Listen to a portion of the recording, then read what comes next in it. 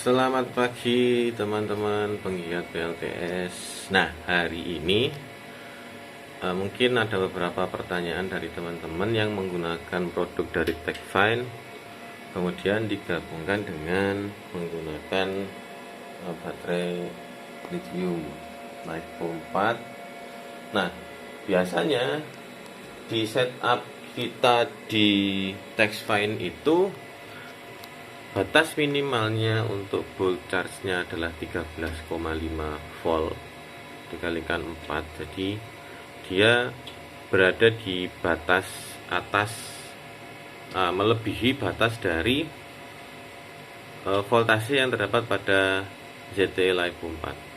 Nah, akibatnya nanti BMS-nya akan mengalami protek sehingga dia akan nyala kedip-kedip merah pada lampu indikatornya ini apabila nanti dia kelebihan dari voltase yang yang ditoleransi oleh si ZTE ini. Nah, dari situ saya mencoba untuk mengantisipasinya.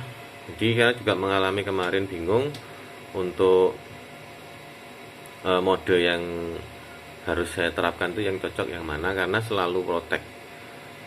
Nah, setelah beberapa kali otak-atik, nah akhirnya mungkin ini beberapa yang sementara ini masih cocok, masih pas untuk saya di rumah. Itu saya menggunakan working mode type-nya adalah DC first. Jadi nanti apabila aki sudah mencapai batas yang kita tentukan, maka dia akan berpindah ke stok cadangan aki. Dan kalau misalnya siang di panel suryanya ini juga memproduksi yang banyak, maka dia akan menggunakan daya dari akinya dulu. Jadi DC first. Nah, ini fungsi dari mode DC first ini. Nah, di pilihannya ada beberapa pilihan, yaitu ada solar first, nanti kita menggunakan panel surya untuk mode utamanya. Kemudian ada utility first, ini adalah dari PLN sebagai energi utamanya. Nah, kalau saya, karena di siang hari produksinya banyak, maka saya gunakan untuk mode DC first, supaya nanti energi yang tersimpan di aki itu bisa tergunakan atau terpakai. Nah, untuk charge mode type-nya adalah utility first.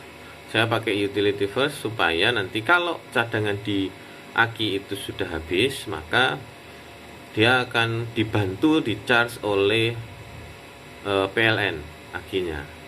Nah, di sini saya menggunakan hanya sekitar 30%, 25% untuk AC charge-nya, supaya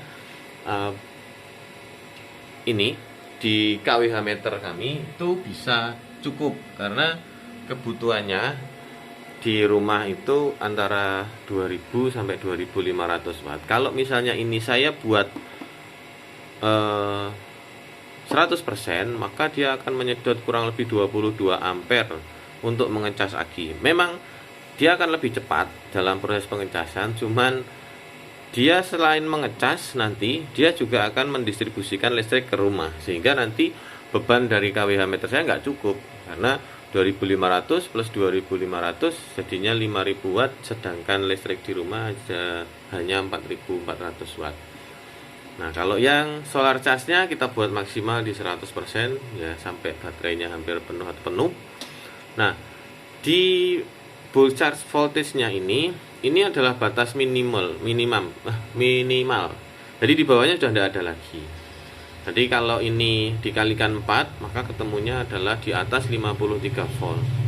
Sehingga nanti dia akan protek. Nah, floating charge-nya saya menggunakan 13,2 volt, nanti dikalikan 4 ketemunya adalah 52,8 volt. Jadi masih di bawahnya dari toleransi 53 volt. Nah, DC itu AC-nya saya pakai 11,9 supaya tidak terlalu rendah banget. Batas bawahnya adalah 11,5.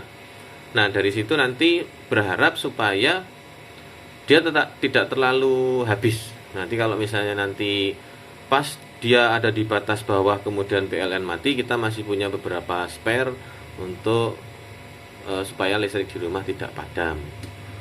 Nah, ini AC to DC ini yang kami pertimbangkan supaya tidak terlalu lama si BMS nanti protek. Jadi nanti pada waktu dia sampai di 52,8 atau nanti biasanya agak ada delay sih di 53 lebih atau bahkan 54 volt dia baru berubah. Nah, asumsi kami bahwa 13,2 volt ini nanti dia berada di 53 volt, maka arusnya akan berubah dari AC kemudian ke DC. Nah, pada waktu dia berubah maka BMS tidak protek lagi. Nah, ini mungkin bisa dijadikan alternatif solusinya supaya nanti dia tidak terdeteksi sebagai protek, jadi tidak nyala merah lagi. Nah, ini mungkin jadi solusi untuk teman-teman yang menggunakan Texfine yang mana batas atas dari bull charge-nya melebihi dari kapasitasnya di LiFePO 4-nya ZTE yang hanya 53, sedangkan boost charge-nya adalah 13,5 kali 4 volt. Demikian untuk reviewnya, semoga bermanfaat. Terima kasih.